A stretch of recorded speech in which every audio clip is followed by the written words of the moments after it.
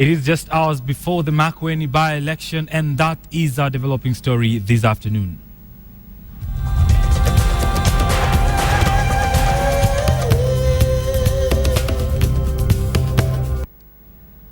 Yes, you got that right. It is our focus on Makueni by-election, where just yesterday a court allowed the IEBC to stick the picture of Mutula Kilonzo Jr. on the ballot paper. And of course, Mutula Kilonzo is not alone in this race. He is going against Philip Kaloki and Harun Mwau also, and Jen Katindi in this particular race. But to give us a clearer picture of just exactly what is happening in Makueni, our senior reporter Aaron Ochieng is down there and bringing us the very latest in that particular contest. Good afternoon, Aaron. A very good afternoon to you, Bonnie Tunya. As you've rightly put it, we are in Makueni Technical Institute here in Makueni County on the eve of the by-election scheduled for tomorrow.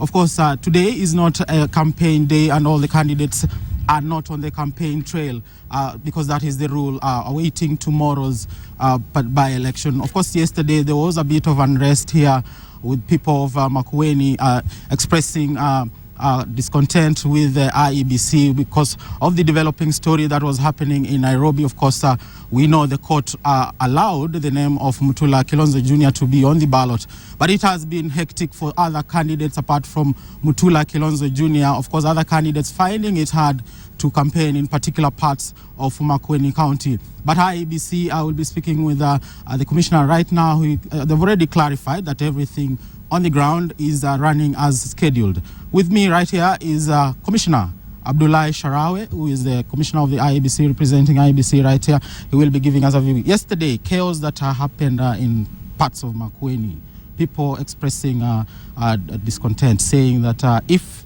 Mutula Kilonzo Jr. will not be in the ballot, and of course other things that they're saying, there were some issues to do with the transportation. Maybe if you could give us a clear situation as you know it. I think the Electoral Commission did promise to all political parties, even before yesterday, that all 5 candidates will be on the ballot paper. The only problem was that the candidate who was nominated last could not go into the printing, and we had developed a system of sticking his name on the ballot paper, and that is what was being discussed yesterday. And as we are all aware, the court has made a ruling. It has agreed with the Electoral Commission. The election goes on, and as we are speaking now at the Bomas of Kenya, that exercise is taking place, and the material which arrived from London this morning are at Bomas of Kenya. Sticking is being done.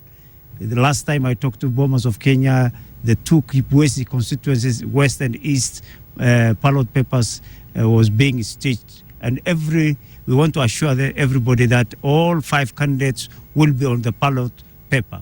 Now, the thing is that this is the very first time that we have a candidate with a name being stuck on a ballot paper. Do you think this can be a window for manipulation of some sort? I think it is true. It is for the first time in Kenya that this process has taken place, but it is not the first time in the world, because in South Africa, a similar thing happened and it was done.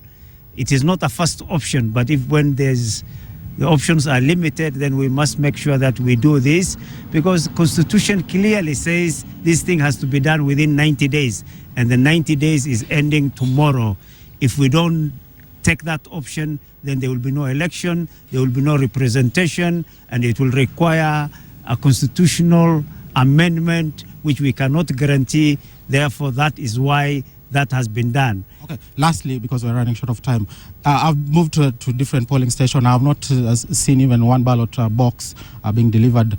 We are running short of time. Do you think everything is in place in terms of preparation? I think everything is in place. All the materials apart from the ballot papers are on site. They will be distributed timely. As you said yesterday, we had a problem about the transport. I think people thought that vehicles came from outside the constituencies or the county. We have given clear instructions to our officers to hire vehicles from the locals, and that is the policy of the Commission everywhere at every time. Okay. Thank you very much, Commissioner Sharawe, for finding time to talk to us. Edith and Bonnie, as you've seen from the commissioner, saying everything in place and the people of Makueni should be calm.